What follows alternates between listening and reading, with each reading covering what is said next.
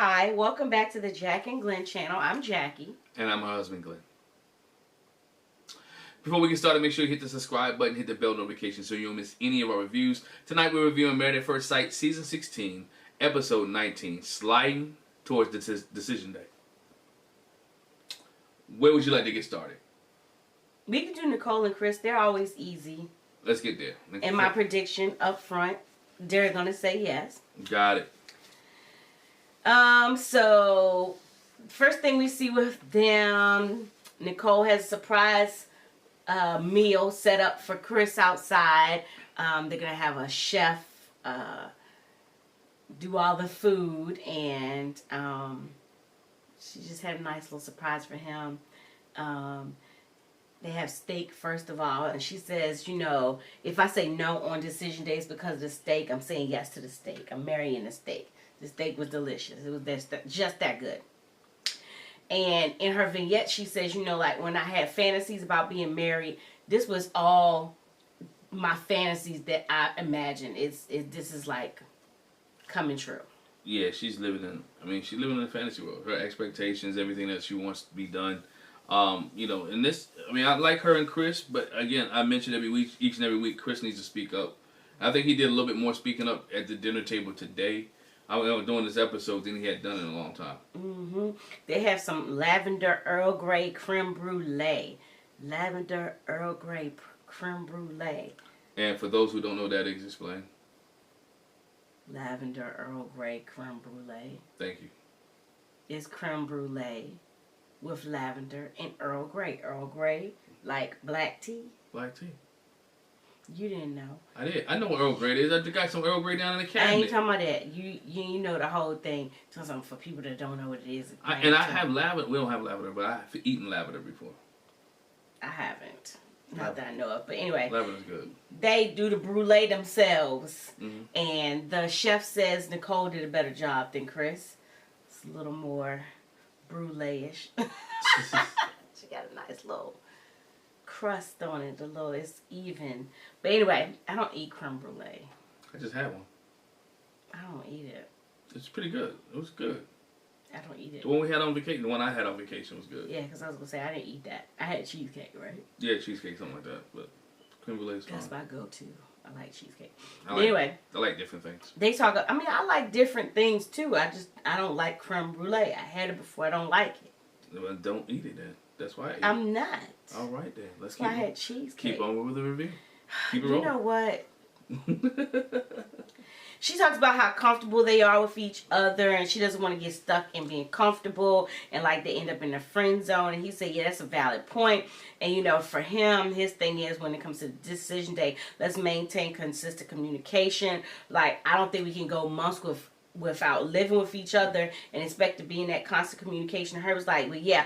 And I feel like if we don't live together, if we make the decision not to live together, that's like saying, you know, we don't want to be together, so let's not do that. I don't want to live apart. I got confused because I'm like, y'all hadn't made the decision yet, because we talked about them earlier that there was 9 months they were going to do these 2-day lease, and now we're 3 days or 2 days before decision day, and y'all haven't made the decision where and how you're going to live. It's like, come on, y'all, get it together. I understand why Nicole was put pressure on him. Like, get it together because we have lease, we have financial. Even Chris talked about our financial situation, our financial needs. They already made the lease decision, though. That was a done deal. They've been made that up. Right. But they haven't decided whose apartment they're going to go to. Pick one, God dog it. It's not that complicated. Pick one, unless they that far apart. But definitely don't be in 2 different places. The 2 different places is not going to work. End up like Michael and Jasmina. You got to be able to live together. Yeah, he says, you know, I want to wait till after decision day to make those major decisions about where to go from here. Cop out. And that is getting on Nicole's nerves. That's a cop out. I didn't like that answer from Chris. I'm going to tell you why. Because, again, as it's 2 days from decision day, you're banned. You know what you want to do. He's scared to make that. He's scared to tell Nicole what he wants to do because he doesn't want to see the other side of Nicole. But he knows what he wants to do. He just is scared. He doesn't want to put it off. He doesn't want to tell her yet. And that's where that's his defense mechanism, keep putting it off. If you look at when they went to the cabin, let's wait till Monday. Let's wait till Monday. Now, wait till after decision day. That's his defense mechanism. He doesn't want to make her angry because he knows he doesn't want to, he doesn't want to live at her apartment. He want to live at his, whatever it is, he don't think he can afford a house, whatever. He doesn't want to make her mad. He knows the answer. Nicole's thing is, you know, she really doesn't want him to make his decision based on how today. Well, she said she doesn't want to make her decision just based on today, and then something changed down the road. So she's kind of thinking ahead. Can I see this down the road? Yes, I'm happy today, but can I see it continue to be happy down the road and go from there? That didn't make any sense neither. Anyway, she's been talking about me and Chris. You went from talking about having a house together, moving out of the city, and now you're talking about sound like production to me, or you just wishy-washy.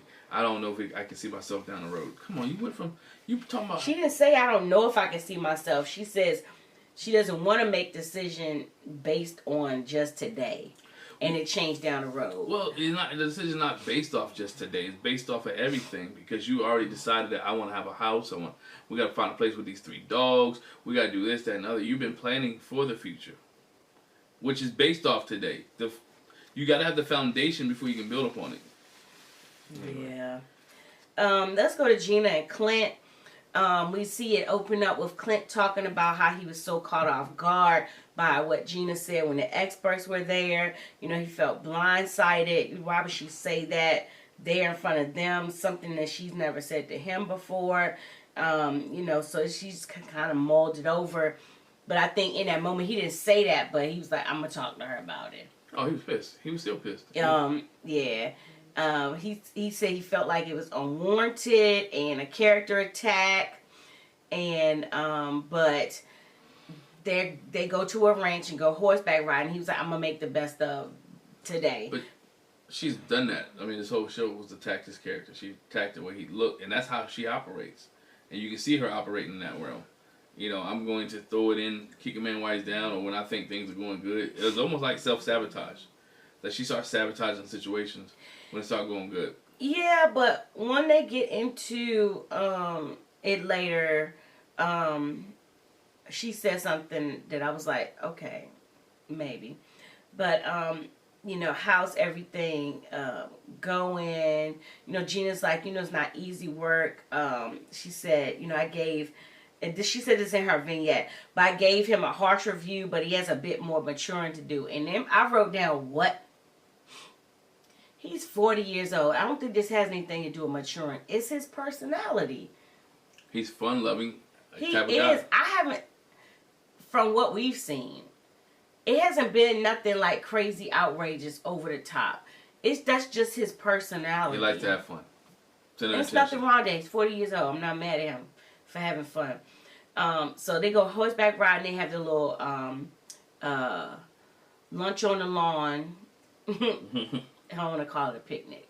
But they have, you know, they eat outside and they pop a bottle of 2014. Ha, ha, ha.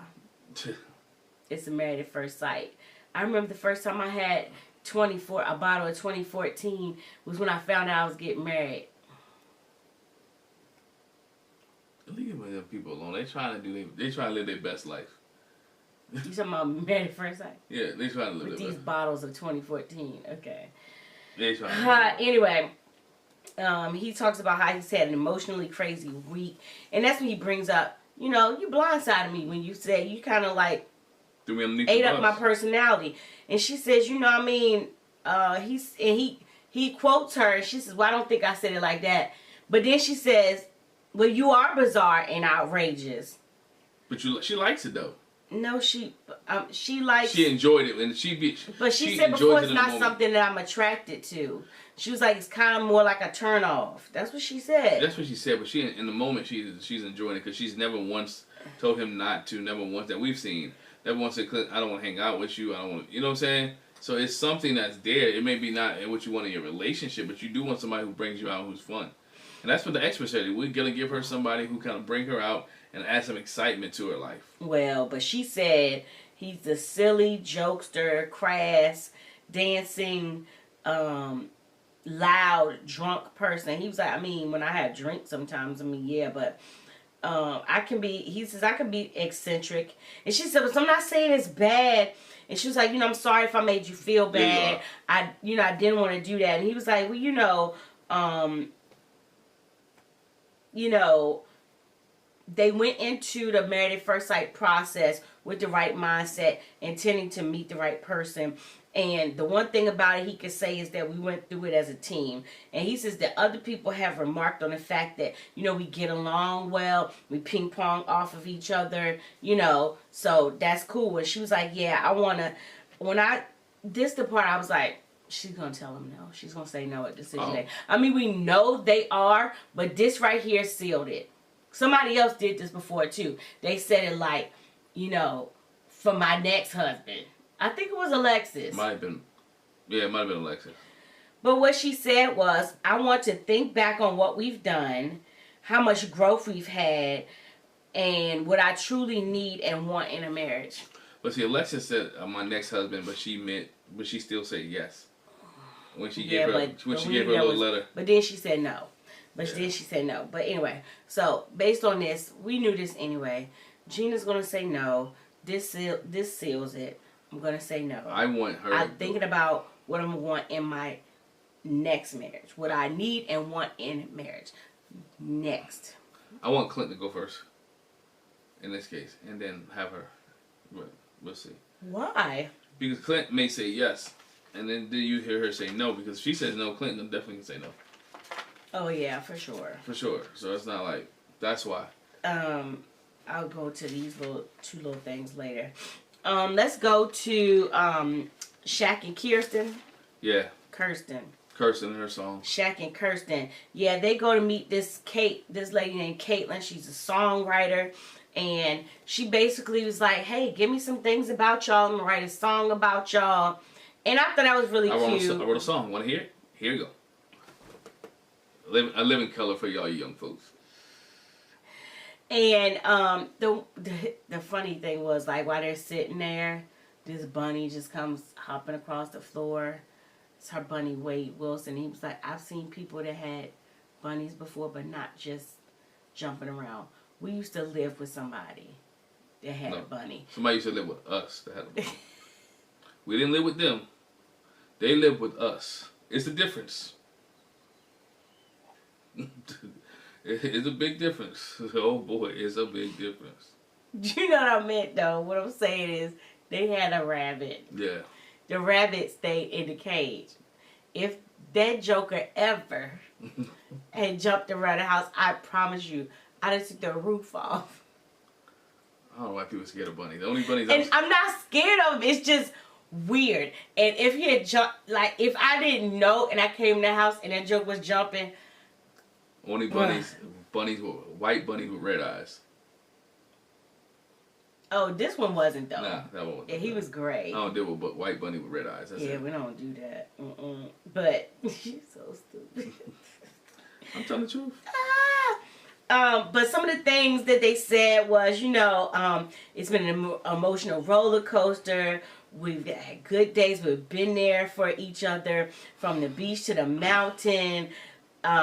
Like, he's feeding Caitlin words, and she was like, oh, Shaq's a lyricist. And he was like giving her something else, and we're going to put that in there too. It was like a rhyme. The worst part to me was, I thought it was cute. It was real cute. It was nice. The part that I did not like was Shaq boosting Kirsten up to sing a part. And all y'all so kind. Stop lying. Yeah, it didn't sound that great. She tried.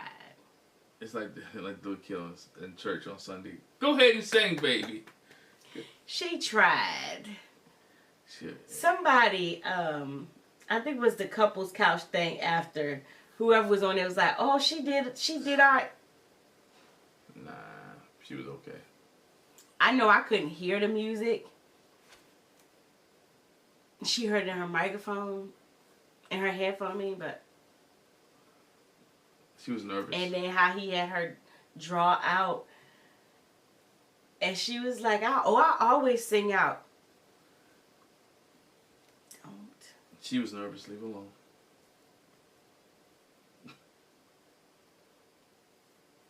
You've heard me sing nervous. If you could, but this is my point. If you could sing even when you're nervous, and people could tell you're nervous when you sing, it still don't sound like that. Yeah, okay.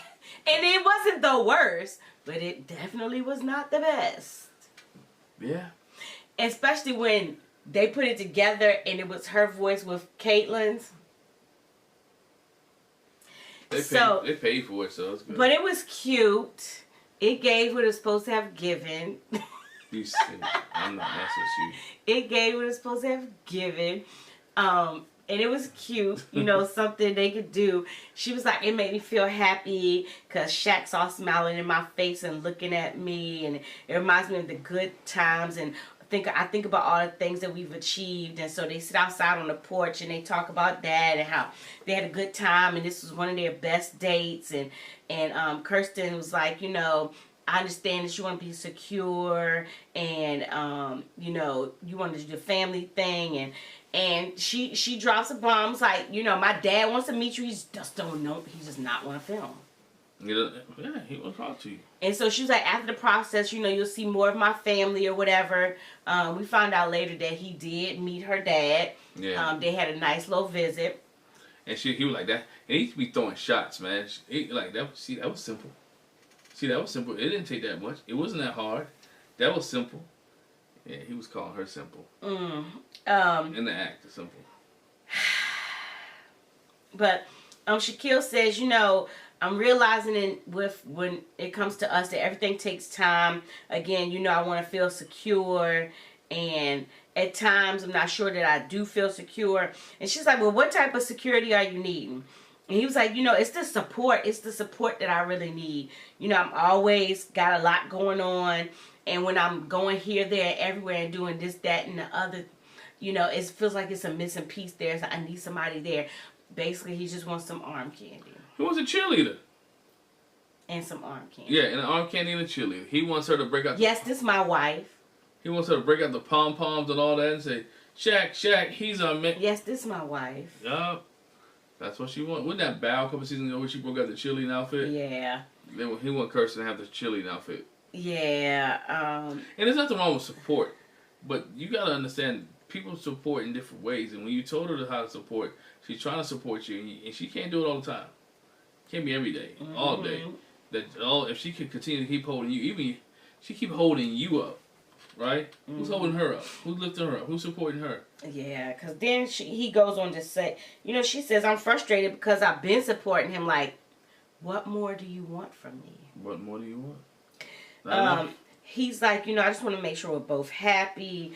And she was like, yeah, I see. I just want you to trust in the process that it'll get better. Happiness is subjective. It really is. We see Pastor Cal and Dr. Pepper come pay them a visit. You know, how you feel about everything. Kirsten says, I feel like we've grown up. We've been learning each other, learning how to hear and respect each other. And, you know, I'm trying to let him be the leader. Shaquille's like, you know, it took, I took what you all said to us before to heart. I've been trying to put it in place. And it's like, you know, but we still not on the same page. Why can't we be in the same boat? You know, we're trying to work on communication. And Kirsten was like, you know, we're trying to work on two, not focusing. And I tell him, don't focus on the bad all the time. Again, reiterate what she said before. You know, things will get better. You know, that's when they say, you know, he met her dad. They had a really good time. And how her dad said, you can come back anytime. And she said that felt good for her to hear. Shaquille said it felt great for him to meet her dad, you know, because he wants to be connected to those things and people that support her. And Dr. Pepper was like, but you have to understand that every family is different. Every family dynamic is different. And so the way you want to be all up in the family, maybe that's not how her family operates. Not saying that that's the case, because he talked about how the daddy was cooking food for the granddaughter, and you know how he was so loving and stuff like that. It's just maybe it takes one family a while to ease and warm up to you. You know, people have their routines, the way they do things, and anything that shakes the apple cart is different, right? And so you have to understand every family dynamic is different. And you're taking away his daughter, essentially. We don't know how their relationship was. Mm-hmm. We don't know if she was over there every Saturday afternoon or every 2 weeks, or whatever case may be. Mm-hmm. And so he has to make sure that when he gives her, as he's giving her the shack, that she's taken care of. Mm-hmm. I mean, he didn't walk her down the aisle. It was like a dating process, right? You know, at least when you're dating, you'll go over to the house and you do things. You'll hang out. You may go fishing. You may have that conversation. But you get to know the family. In this case, with Married at First Sight, you really don't get to know the family like that. Mm-hmm. And so it was a process. The one thing Pastor Cal said to them is, you know, they feel like y'all are such a great example of what a power couple looks like. You have all the elements necessary to create something beautiful, and basically like telling them, look at it. You know, y'all can get there. Take your time and get there. Do you and, see what yeah, I see? Yeah. The other thing with them, we see them to spend together their last night before decision day. She accidentally hits him in the head. He was like, "Oh, you gonna hit me in the head?" She's like, "Yeah, let me knock some sense into you." That was funny. But Kirsten says, you know, people have to have room to grow. You know, she said, "I've got hope for decision day for both of us.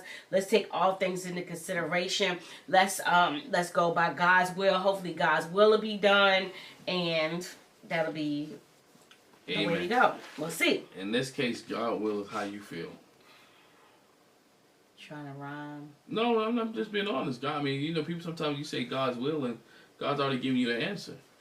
I mean, He's not gonna come out and make you do it. I mean, it is the will. You have what we call free will. What we call free will, and you know the decision, you know the choice. And by this time, they should already. We say it every year. By this time, going into your last night together, you should already know your decision. I like that Amani and Woody on the decision day dish. They said we had talked that we knew going into decision day what each one of us would say. I promise you. Yeah. Me and my husband married. This year makes 22 years. So I ain't going on no Married at First Sight. But I promise you, if I went on Married at First Sight, there is no way on God's green earth I would go into decision day not knowing what the other joker finna say. Because what you not going to do is embarrass me on TV. We even talk about this and we watched The Wall, right? I already know now, if we was ever on The Wall, I am ripping up the contract. Regardless. Side note, like we literally saw 2 episodes where the person behind the wall signed away millions of dollars. Yeah, I mean, I already know going into regardless of what we going on there for, we're gonna whatever it is, we're gonna rip that bad boy up. Right. I was mad. I'm walking away with either 0 or more than I came.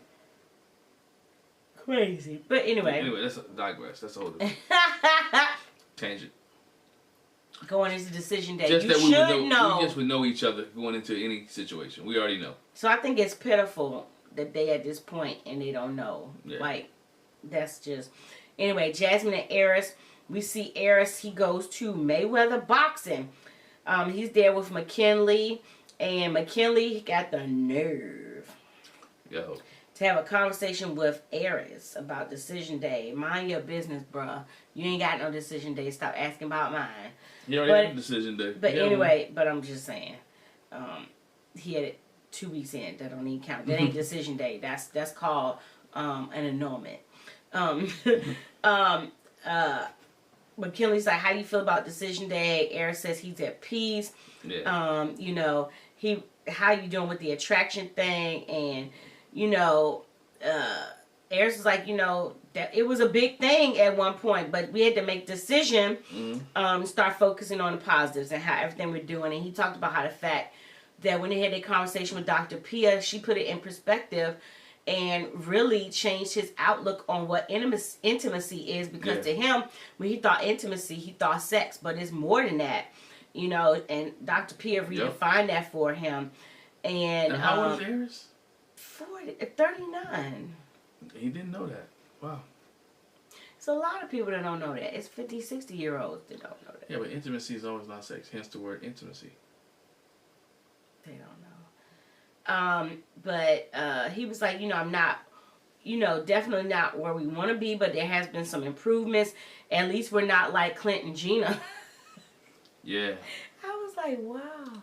He said we're sleeping in a bed together. We ain't like Clint and Gina. I was like, Yeah, throwing shade. That opened McKinley eye. McKinley like, what? I know about He that. was like, oh, I might get slide in. I might can slide into that.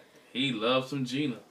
In Eris's vignette, he was like, there's a world where he could say yes on decision day, and maybe being away from the cameras, they could grow. So he's like, we'll see. But he goes back to McKinley. Word is you slid in somebody DMs, and McKinley, see, you know what? Production's so slick. They made it like he just slid in her DMs.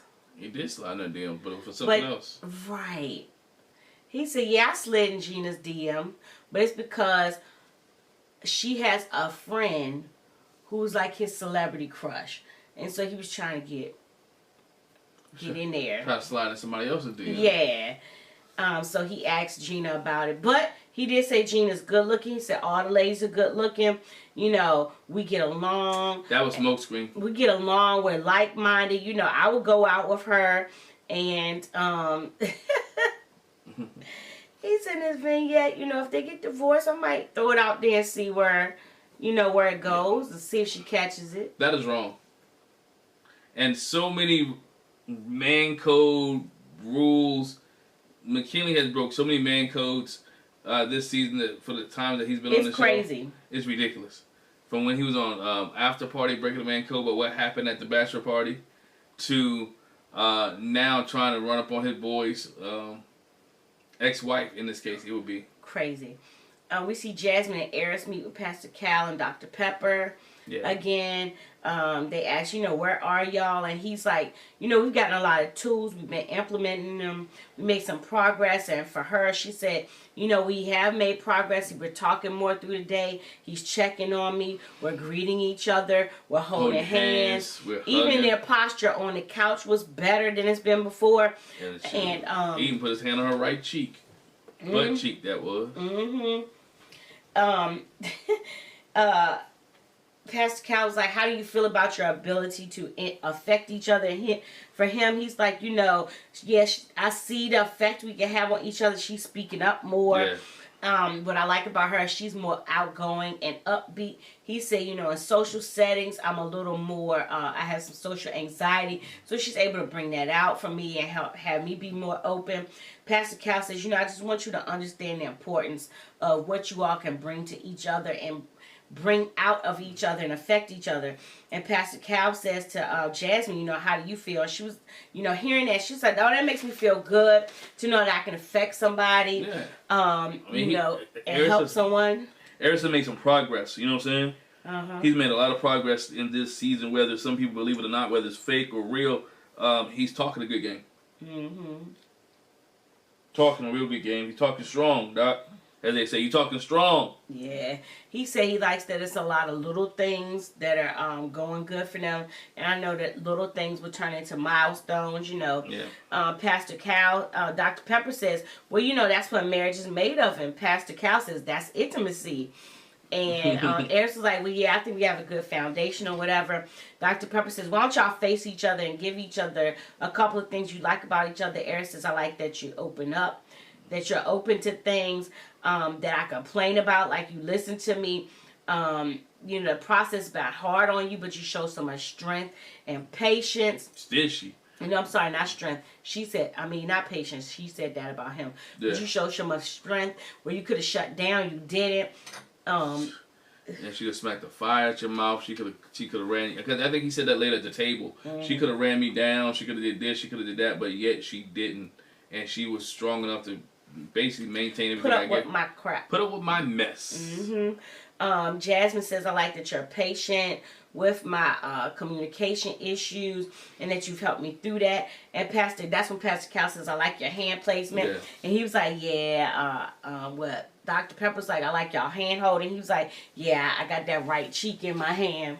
And she laughed like, Jasmine says, she feels that there is a possibility of working out the decision day if they can put in the work, but some days, she feels like he's in and some he's out.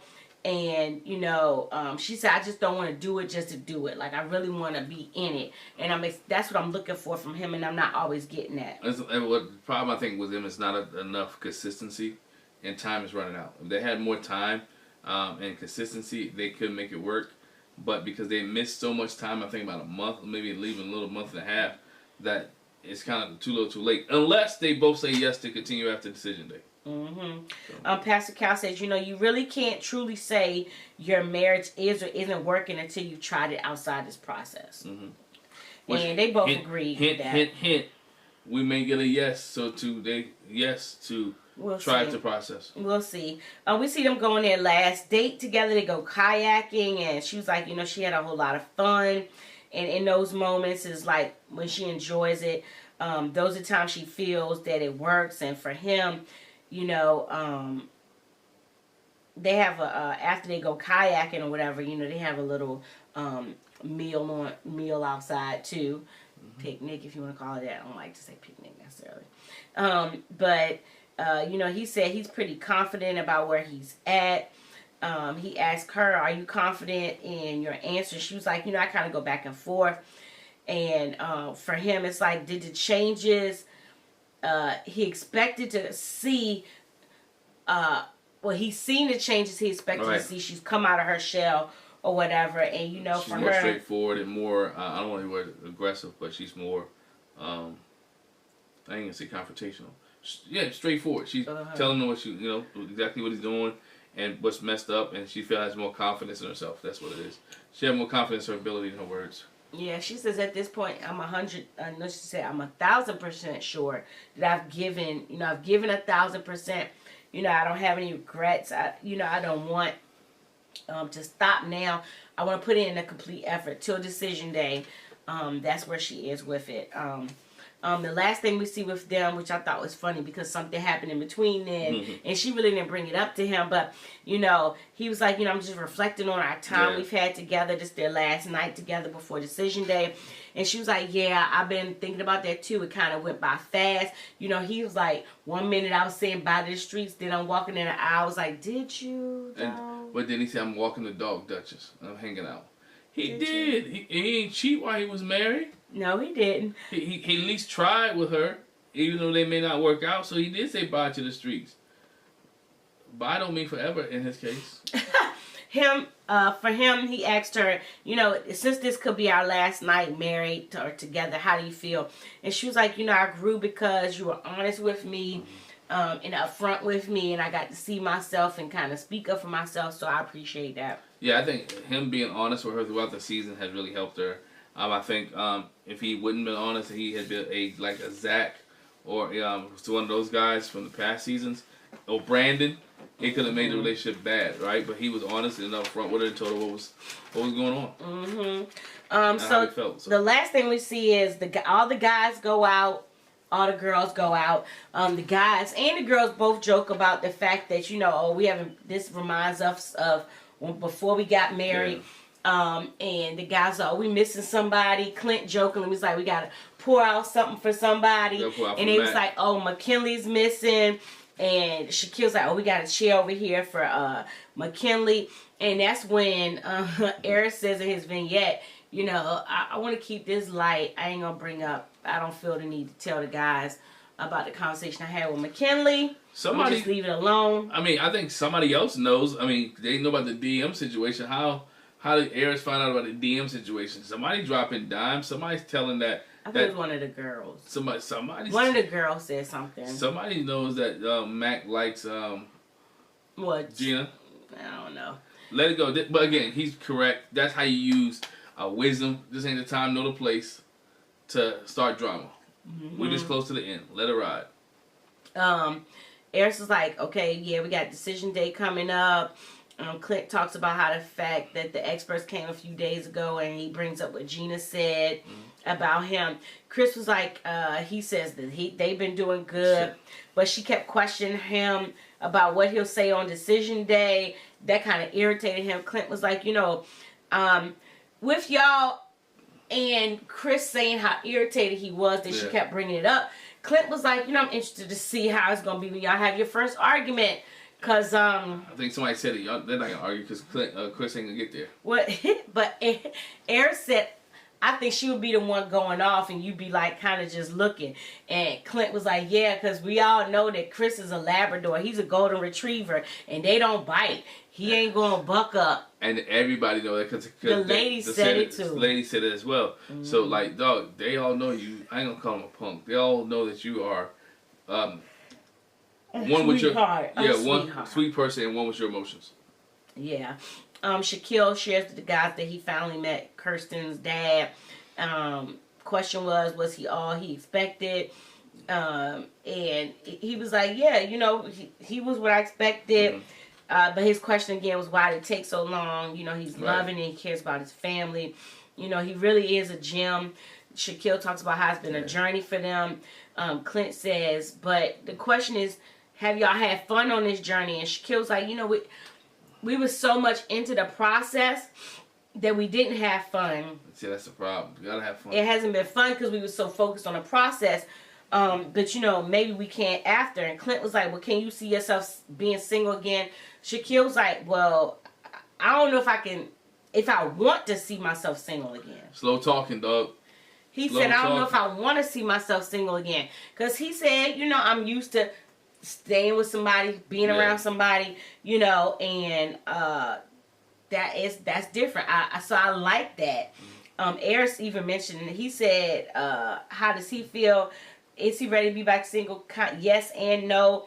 Like, you know, I'm missing a single life, but I also did the single life so long that I don't miss not having somebody. I've gotten used to having her. He talks about how when he left the retreat, you know, he actually missed her and Duchess. It was funny coming home, you know, so I don't want the temporary satisfaction that I get from living the single life and moving through women. Absence makes the heart grow fonder. Absence makes the heart grow fonder. And he realized that she's a good girl. He realized that, you know what, I messed up in the way that I dated before because I dated people who were surface. And she's not surface. Right. She has a lot going on. She has a lot to her. She's entrepreneurial. She has she's a mentor. She's doing things for young girls. She's trying to impact the community, and he actually likes that because it shows that she's a kind of a boss. Eris said he was kind of shocked. He was actually shocked at what he got out of the expert meeting. You know, what he took away, but he. Meaning that it really helped him see. He was shocked at how much he could, talking to them, he could see how much growth has taken place and and how much strength she exuded. Because he was committed to the process. He started to commit to the process. I think he said it when he was talking to Pastor Cal and Dr. Pepper. He listened to what they said. He listened to what Dr. Pia said. He listened to what Devon Franklin said. He listened and he started applying it. He wasn't just a hearer, but he was also a doer. Message. That's Bible. He says, you know, she's been strong and she's done a lot to keep a peaceful environment in our house. So I really appreciate it. You know, it's giving him something to think about. When the girls got together, Nicole was like, oh, it's like we're having a bachelor party again. And Kirsten was like, yeah, but now people are deciding if they want to go back to being a bachelorette. You don't want to go back. We don't go to eat. Don't go back. Don't go back to Egypt. Gina shares about the last time they had the last expert visit and how she called him, said he had a bizarre personality. You know, there's nothing wrong with it. It's just not.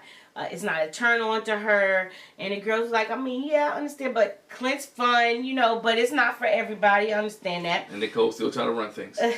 Nicole says she's pretty much decided on decision day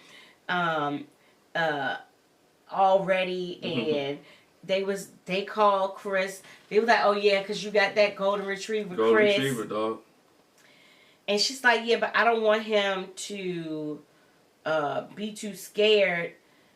Like, I don't want him to say yes because he's too scared to say no, too scared or that he's gonna hurt her feelings. It goes back. See, she's confusing again. That's the stuff that she did a couple weeks ago. Where when I'm mad at you, don't be mad at me. Let him dictate his own feelings, have his own way, and if it's meant to be on decision, and he's not gonna say yes just not to hurt your feelings. Right.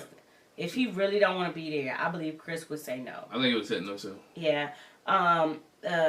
Jasmine comes in a little bit later. I wanted to point that out. But Kirsten was like, you know, how's it been going with them? We've been making it. It's been a roller coaster ride. Her and Shaq irked me with that roller coaster ride, an emotional roller coaster. Like I told my husband, it's a few couples on Married at First Sight that I feel like we was on an emotional roller coaster. Beth and Jamie, number one. Beth and Jamie. Who we said? Brett and Ryan. Zach and Mindy. Zach and Mindy. It was Mindy. Zach and Michaela. No, the other. Yeah, that was Zach and Mindy, but I don't think that wasn't an emotional roller coaster. Because she was liking him, not liking him, not liking him. No, she liked him. He was just the butt. But Zach and Michaela. Hurricane K. And then we said Bow and Johnny. Yeah. Those were emotional roller coasters. Y'all have not been on an emotional roller coaster. Not for real. No. Y'all just not communicating with each other well, and not communicating your expectations very well, and not fulfilling each other's expectations very well. But again, and mostly 8 weeks her not fulfilling your expectations. 8 weeks of marriage, you're not going to be leaving Married at First Sight. 8 weeks married, you're not going to leave at 100%. You're not going to know everything about everybody. You're not going to be there. Even those great ones that left, Jamie Otis's, the Greg and Deanna's, the Woody and Amani's, no, they did not leave at 100%. Keith and Christine. Who's so low key. We often forget about them. They are so low key. Keith and Christine, they didn't leave at 100%.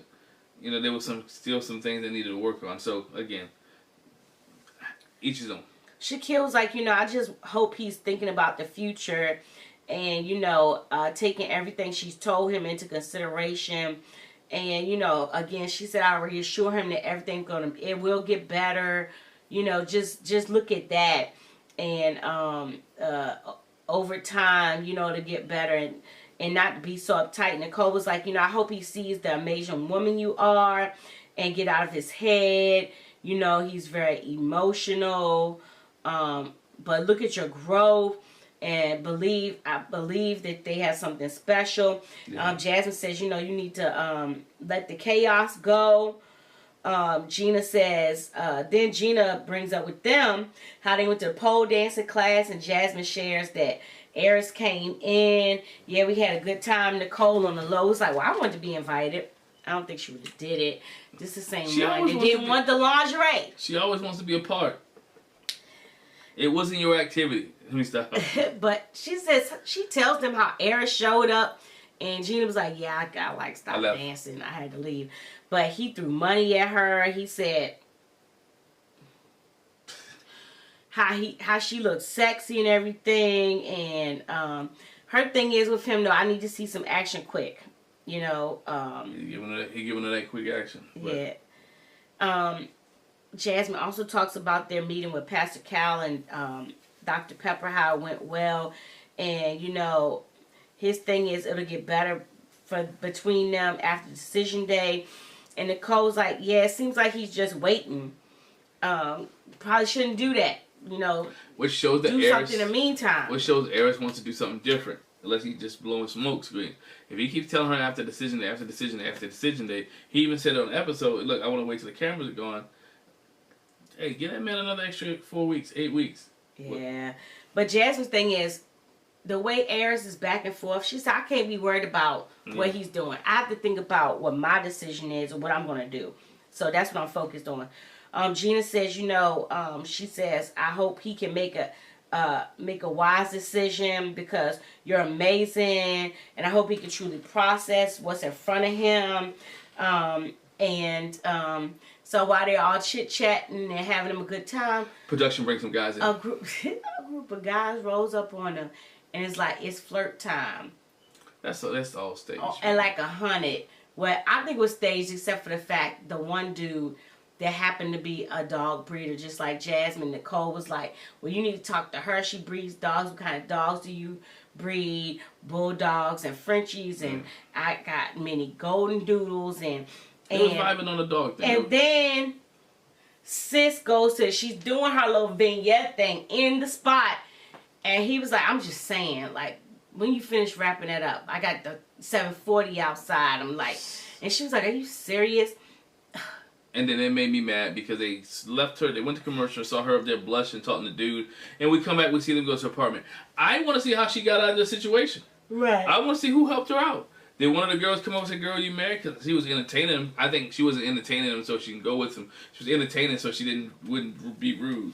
Yeah, the ladies were all flattered and everything, but you know, like Kirsten said, like I got a whole husband. That's what I'm working on. Working on that. But what Nicole told Chris was Nicole shared it with Chris what happened. Jasmine did not tell Eris. I thought that was funny. But Nicole was like, you know... Nicole's that friend that their husband know all their business. All the girl business. Yeah, she was like... The guy was there, like, you know, really hitting on Jasmine and saying a lot of things that I know her husband should be saying. Right. That she would like for her husband to be saying. That she's not hearing from him. So, you know, he really took a liking to Jasmine. And she did. She looked really... She looked... embarrassed but also flattered, but like she's like, everybody wants attention. Everybody likes attention. Who doesn't like attention? Yes, and she right. And he was giving it to her. He was giving it attention. I feel like if there's a no, Jasmine, when there's a no, at decision day, you really need to look dude up. I hope he dropped his number. You doing their relationship already, but nah. All right, whew. You good on Jasmine? Yeah, that's it. Yeah. Yeah, Nicole was the one that went back and told Chris about their girl outing, and I think Gina, somebody else did too. I thought Gina might have mentioned something to Clint about how the guys were out there hitting on them when they were out, but yeah, nothing serious. I mean, nothing happened. It was just a little flirty. It was a lot of flirting. A lot of flirting. From the guys, not the girls. The guys were trying to, again, control the situation, take over the situation, and which as production probably told them to do. It wasn't legit. I'm sorry. I just don't think so. I don't think it was legit. I think it was. I think the whole lot of them approaching like that, no. They got some good boom mics. Some good stuff to pick up on the conversation. They did. They did. But again, because the one dude was back there talking that yak to Kirsten. Oh, like, you got a man? Where your man at? Oh, for real? Mm-hmm. Yeah, so she was you got a man? She like, if this what dating dating like? You got a husband, for real? She like, if this what date like, I just want to be married. I just want to stay married. Yeah. So, dating the day and age. Hey, guys, let us know what you think. Leave a comment in the comment section below. If you're watching this, give us your decision day, what you think, decision day predictions. Give us your decision day predictions in the comment section as well. We'll give you ours on the panel discussion. If you're watching this after Sunday, look up the panel discussion and see where our predictions are. If you're watching this before Sunday, wait for the panel discussion to come on or pop up in your feed. If you're not subscribed or don't have a bell notification, our bell notification notified on your channel, make sure you do that so you can get when we drop a video. All right. That being said, thank y'all for rocking with us, and we talk to you later. Peace. Peace.